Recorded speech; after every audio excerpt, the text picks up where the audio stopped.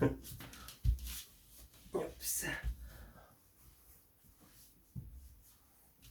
Greetings everyone. Today I would like to explain what the hell I did say to the Japanese.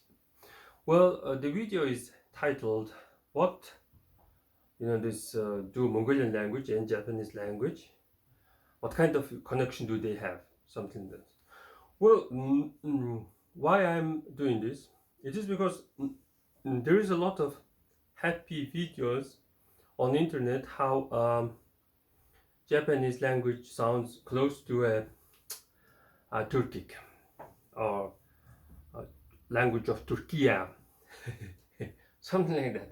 And Mongolian do have something to say about it, something like that. So where I was, what was my mission that I did like for a year? It was I wanted to explain some spiritual things or ideas to my fellow Mongolians, and this was somewhat semi successful, something like that. I guess now they know about the god Baal, since Japanese cannot say El. In their language, Baal, Lord Baal, is going to be Baru, Bara, something like that. Word Lord will be Rurd. I don't know. They act like this. They can't say L. That's their big problem. So yeah. Also, I since I study my language, I had to study Russian because one of the languages that is very connected with the Mongolian is a Russian language, and the Russian language is connected with this Hindu, Indo-Sanskrit language, Indo-European languages, something like that. So when I strike a conversation with the Russian, I use like there is a god of lightning, and the god of lightning gives the this pure and holy water, and the fertile water. It is energized. It is a fertilized water, and the rice is growing, something like that. And the land is called like a wet land, the bog. The rice is growing on a bog, and the piece of plot, the land, is called Dana, something like that. No.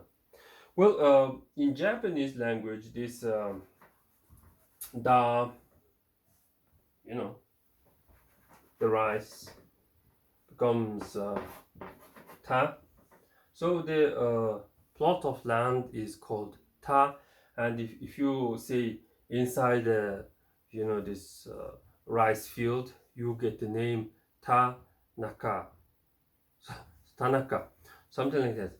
So Mongolian word for a field is or square is talba, something like that. So things have this somewhat connection. Yeah. I did end my Japanese video with the word over. じゃあここで終わりましょう。Yeah, let's end here. Something like that. So it sounds like this English word over.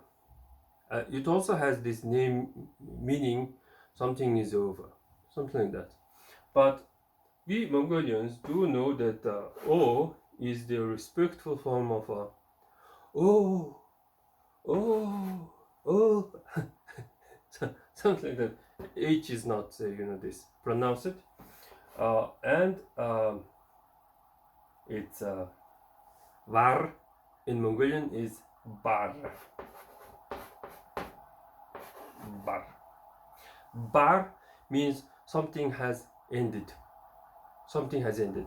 Mostly use it to say barsang. If you say nas barsang, age ended, will mean someone died, something like that.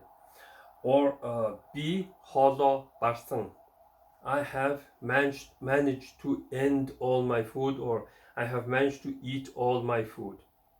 Or би өнөөдрийн ажлаа барсан, I have completed my this today's work, something like that. Barsan means something has ended. So they are simply saying that o varimashita, something has ended. We do have some kind of connection with the Japanese. One can claim that since they call themselves as these people hito, we usually think that they may be these Khitans. There was this type of people who called themselves as Khitans, something like that, and some of their these words still exist in our Mongolian language. So anyway, what did I say to these Japanese? I did say that the reason why we are connected, why our languages is connected, it is because of this Bodda or Boh, the God, and God's religion, Bokyo, something like that, Bokyo. God's religion is Buddhism, something like that, and they also have just a religion, Sukya, something like that. It's something to do with the water, I guess. Su or os is water. So they are having some kind of a water worship. I guess if I had a very good Japanese language, I could strike a conversation like, this is your great jacket, and this is a coffee no, this shimi. Shimi meaning the stain of a coffee, like in this this video, the music I showed you before, like I see your gray jacket has this coffee stains, something like that. So this is Oma, meaning the ocean. In Mongolian language, it's Omda, meaning any, how to say, any drink. Any drink is called Omda. Omda, it's basically Russian word for this is M turns into V. Voda, meaning the water, something like that. Things go like this. Oma is also related with the word horse. We all know that the great Lord Poseidon created the horse, the god of water. Another way to say god of water is Enki. Enki is the ancient Sumerian god of water, the creator of life on this planet, something like that. Of course, the Japanese doesn't say Enki, they say Enkai, something like that. Enkai is the same as Oma, meaning the ocean. What is the stain? I told you that in Mongolian language, shimi means the nutritious part of food. It's just a dry part, or soil. Soil is the nutrition, something like that. So this stain is obviously shima, meaning the island, or it's the land, is land, something like that. So I could strike conversation with the Japanese like that. But there's this general notion or thinking that the average Japanese is not how to say, not as smart as an average American. So so the average American is a little bit like dumb, right? And Japanese can be dumber, something like that. I'm sorry, they are sophisticated people, but I don't think they reach the average Russian. I don't know. Russian also can be very stupid. So everyone is stupid. I'm sorry. Why? What I'm carrying? Что я несу? Something like that. Where I was? Oh, I was to explain why these Turks try to claim our words. Turks seem to don't understand what the hell is this land. This is Tala. This is this cold hell. Mongolia is a cold hell.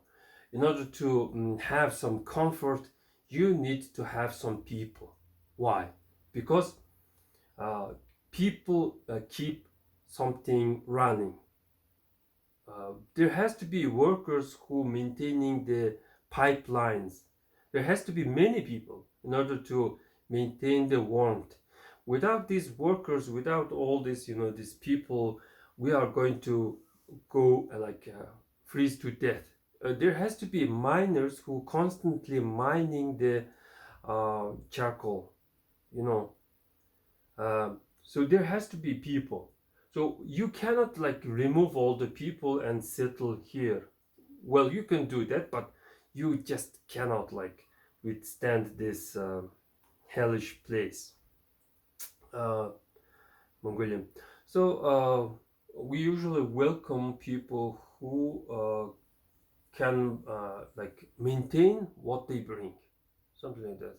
So if they cannot maintain what they bring, they are basically useless. So in my previous video, I did talk about the this title Tarkan, or Mongolian Tarhan, meaning this warrior who is this general, something like that. So this I told you that this is related with the word dark. Of course, these English, the scientists know that the word dark has some kind of ancient origin, like the orc, something like that. And you have this word orc in the dark, and dark, being in the dark is like staying uneducated or not being informed, something like that. So from the dark you get the word orc, something like that, and somehow dark is like a bad word. So today's word is dar. They are saying that the Huns had the word dar, meaning the north. So here it is. The Xiongnu word dar, meaning north, seems to be Yugh tier, north. Well, it is okay for some people having tier. This is sounds very close, but you have to know that there's this huge group of people, Mongolians, right? Who is almost occupying this area. This area is almost occupied by Mongoloids, these people without the eyes. And this area is Manchu, this is Uyghur, this is Kazakh, this is a Tova and this Yenisei Yugh area, right? But the very center is Mongolian and Mongolic. So they are trying to say, it's not they are, it's just some Korean scientists trying to link that ancient Hunnic words were like, you know, not Mongolic, something like that. This is a very, you know, this stupid claim. Since Mongolian language related with the Sanskrit, or one can say that our language is not Indo-European but Indo-Mongolic, something like that. Sanskrit, it's uttara.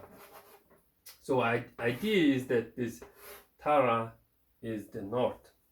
So we're already seeing that somehow the Sanskrit word for a north is in, how to say, in a Hunnic word. Of course, Mongolians have a word Daraa, Dar, and you add a, Daraa, meaning after something, and this Dar is further recycled or changed as Arda. So this Dar becomes Arda. Art means behind. All these things point that there is a north. We Mongolians have a word related with the English word north.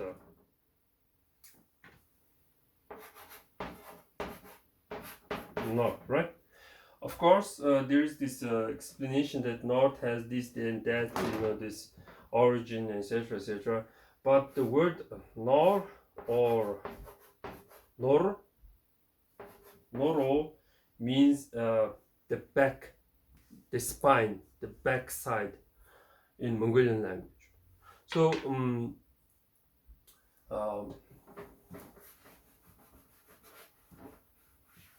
simply, I find this, you know, this Turkic language, Huns having a Turkic language and blah blah blah. It's very, how to say, fishy. It how to say, it stinks. So something like that. Well, that's pretty much for today, and thanks for watching. Bye-bye.